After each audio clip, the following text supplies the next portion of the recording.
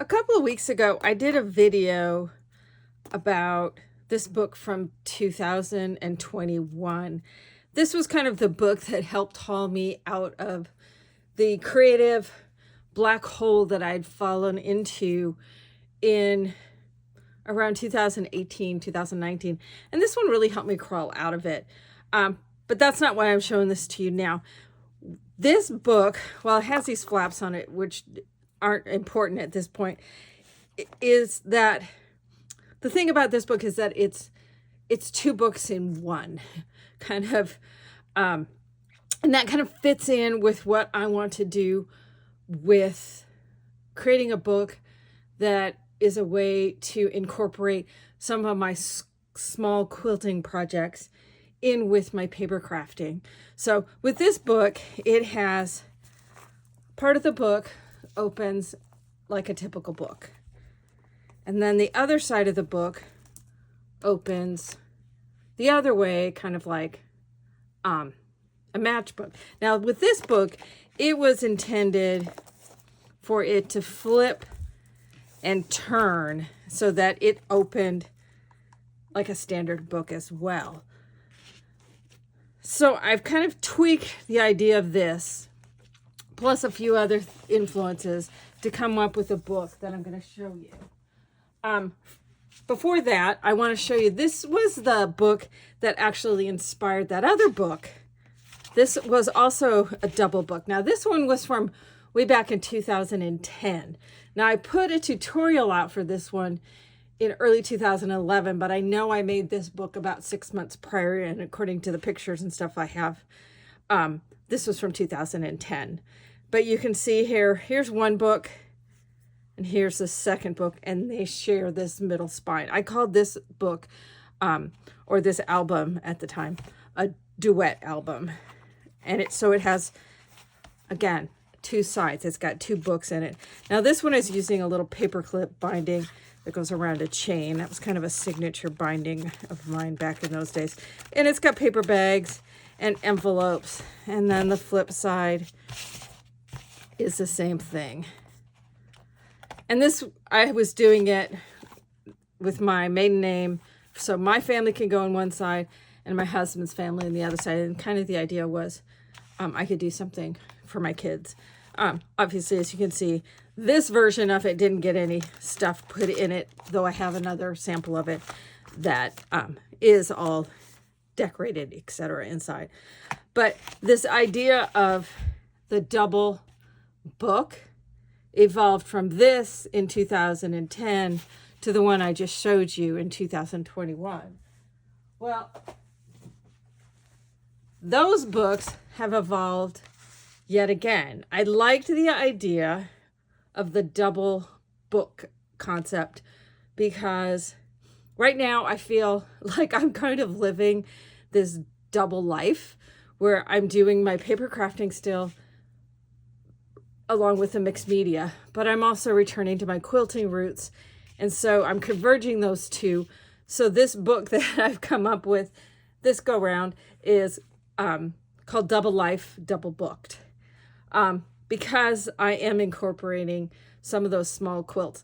Now, I had a really large book. I had found a vintage music book that I was using, and I put fabric pages in it, and that's what I was putting my small quilts in. But the quilts were still pretty good size. Actually, a couple of them right here. This is about the size. So they're like 10, 12 by 18. And this is a little bit larger than I wanted to do with making some small works using my fabric fodder series. So in playing around with both of these books, you know, having one open this way versus and the other way with the duet didn't really work because I didn't want to flip it. And I had the flipping action also going with the book from 2021. So in just playing with it, I came up with where the front opens matchbook versus the back opening match, or the other side opening matchbook on the 2021 book. And this opening with a standard book. So inside of the regular book inside of the matchbook. So I worked out just a small prototype.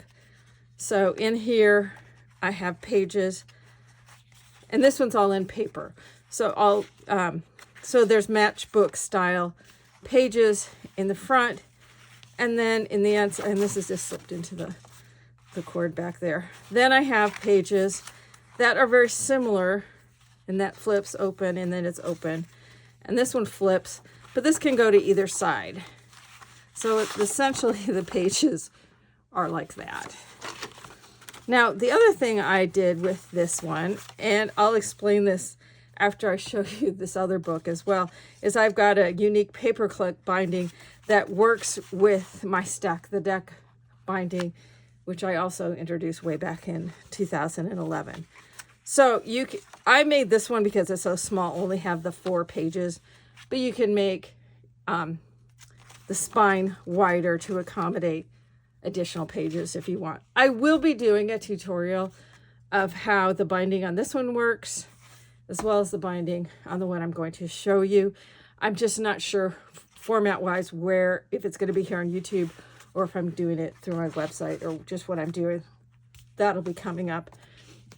But this is the book that I've now come up with that I'm going to use in conjunction with my fabric fodder in order to create some small quilts that fit inside, as well as doing some of my mixed media paper craft stuff in here. So it's going to be, as I said, double life, double booked.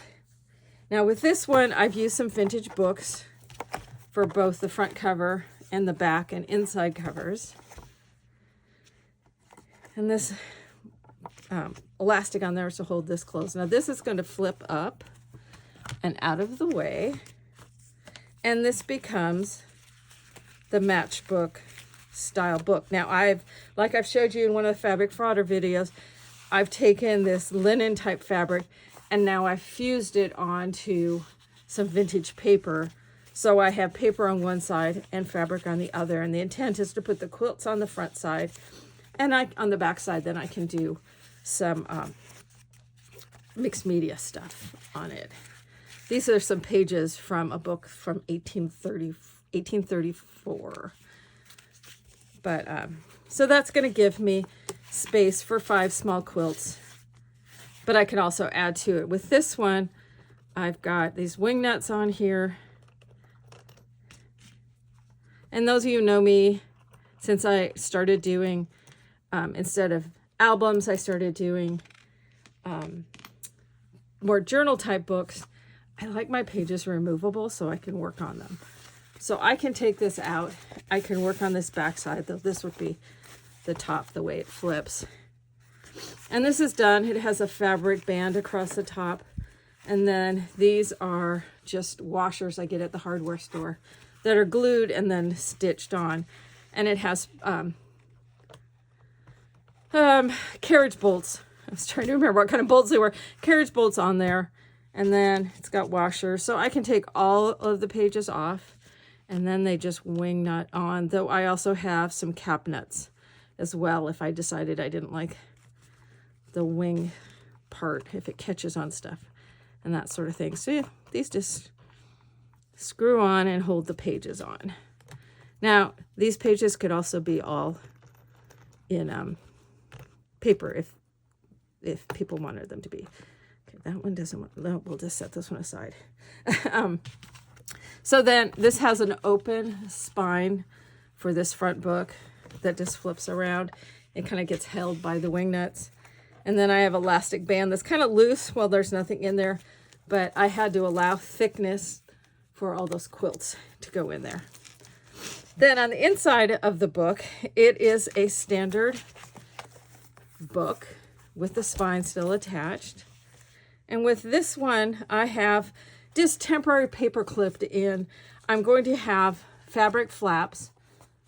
And this is actually fabric from shirts that I got over at the thrift store. And it's fused onto one of my favorite substrates to do mixed media on. This is actually sheathing paper that I get in a huge roll at the hardware store because it's used for sheathing the siding on a house as a barrier. But I love the rich brownness, and it's got a really cool texture. I have it in this lighter weight, which is like heavy cardstock. And then there's a super thick one that's like chipboard weight. It has writing on one side, so by fusing it to the fabric, you don't see that side, you just get the yummy chocolate brown. So, and I can move these flaps. They don't have to be, I have them on the fronts, but they can be on the backs. Here's another one from a shirt, and this one has a pocket in it. I've left some excess at the bottom so that if I want to add anything to that. And these are just made, the pages are made from file folders. And there, in here, I have 4, and it's double pages, so 4 double pages. You could actually add in pages on the inside, except that I'm doing quilts on these, and so that's going to add some significant thickness. So I'm not going to be adding extra inside because I need to allow for those quilts. Once the quilts are all in there, then perhaps, but this allows me the opportunity to do a lot of techniques of layering and that sort of thing. I can also do some embellishing with some of my fabric fodder techniques on the fabrics, flaps that are in the inside, as well as having the quilt hooked onto them. So each page has 2 fabric flaps, and again, not attached just yet. As I go through embellishing the inside of the book, I'll add that. I know I did like using, one of the shirts I was using had shirt tail, so I like having that curved bottom on a couple of them. Now I ended up using 2 shirts in this this book. Now, again, because I like my pages to be removable, now up at the top and bottom, I have just little safety pins because this seemed a little bit flappy, because I usually actually use the buttons and the buttonholes from the shirts to create the binding. Now, this is my Stack the Deck binding using the buttons, the button plackets from the shirt as the hinge fins on the Stack the Deck. If you don't know what Stack the Deck is, I will link to my Stack the Deck video from 2011 in the description for this video, so you can go back and see what that's all about. I've been using it forever on books.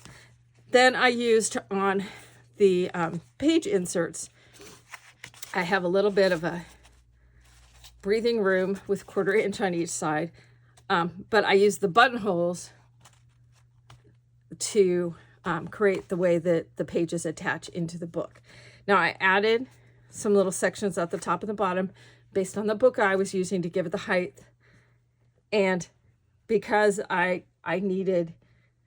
with 2 shirts, I needed 2 pages each. So I was able to get that out of 2 shirts, the button section and the buttonhole section. Now I could create ones that have as many buttons as I want if I want to sew the buttons on, and my machine makes great buttonholes, so I could make buttonholes, but you could also do hand sewn buttonholes, that sort of thing. So, but using an old shirt from the thrift store seemed to be an environmentally friendly thing to do. And then, so it just used the entire front of the shirts. I still have the sleeves in the back as fabric. So, and then I just have a safety pin at the top and the bottom because of the spacing of the buttons. It was not so much on the front, but on the back, I didn't like that way that gapped. So it added just a cute little detail that I really liked. And I won't try to pin those on right now. Just stick them down here. But I like the little detail of the safety pins at the top and the bottom. So you'll have to keep watching, because I will here on YouTube post as I get pages and sections done. I will do a walkthrough of them. But again, excuse me, I'm thinking that this is potentially a great project to be showing the behind the scenes of how I create the little quilts and such for inside this book using my fabric fodder. I'm thinking that might be a good thing for the Patreon and or subscription on my website. If I decide to do a Patreon, I will also be doing a subscription with the exact same content on my website. For those who don't like to use Patreon, you can sign up for one or the other. They would be the same price and they would be the exact same content. It's just some like Patreon, some don't.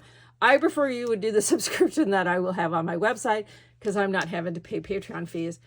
But I know some people are more comfortable going with something that's more established, though I've had my website since 2011, I think, is when I first set it up. So I've been around for a while. But in terms of that subscription thing, it's not set up yet, but it will be just to show you kind of, like I said, the behind the scenes, that sort of thing of the fabric fodder, how I'm making these small quilts, potentially some of the mixed media stuff as well. But anyway, with this book having, like I said, it's got matchbook in the front, standard book in the back. I guess I could have called it a mullet book too, but I like the double life. I'm keeping this tape roll in there. It keeps it thicker and then it stays tight. But I like the whole double life, because that's what I feel like. I'm flipping back and forth between paper and fabric these days so much, but I'm having an absolute blast doing the whole fabric fodder stuff. So that's been so much fun. But I want a place to be able to use up some of that fabric fodder samples on a small, easily doable format versus larger format. So this kind of becomes almost a sketchbook, because some of those small quilts will evolve into larger projects and that sort of thing. So this is small, easily viewed and portable, but it becomes almost like a quilting sketchbook, as well as other mixed media stuff in there. So I'm excited to move forward with this and hope you'll join me along for the ride. As I said, I will be posting the finished photos of each section, but for the back of the house stuff, it will probably be through a subscription or Patreon. And I'm talking about a couple bucks a month is all, just to help kind of support doing all this. So anyway, I'll keep you posted as to when that subscription / Patreon will be available. It's probably not for another couple weeks. I may start it in like August or something like that. But this was a fun project. I will be, as I said, showing you more the bindings, both the two kinds of the two matchbook style bindings. Oh, come on. Oh, it's running into the thing there. And the two bindings. Oh, this one's removable as well. So this one's got paper clips. And I didn't show you that part. So this has got paper clips that hook in so that the page then, it just has holes punched in this back section that match up with the holes on the Stack the Deck fin. So then this places over the top. You line it up. And then the paper clips feed down through. This is a little bit harder to do than the buttoning on camera, because I got to get it at the right angle. And I can't see when I put it at the right angle for you guys to see. There we go. So I'll put the other three in. But they just slip in there. And as you saw on this one, it holds the page in just fine. So I'll be showing in some sort of video. I don't think I'm going to make it a tutorial you have to pay for. I think I'm going to make it probably a free tutorial, but whether I'm going to do it here on YouTube or have it available on my website, I haven't decided. But anyway, that'll be coming up probably here in the next week.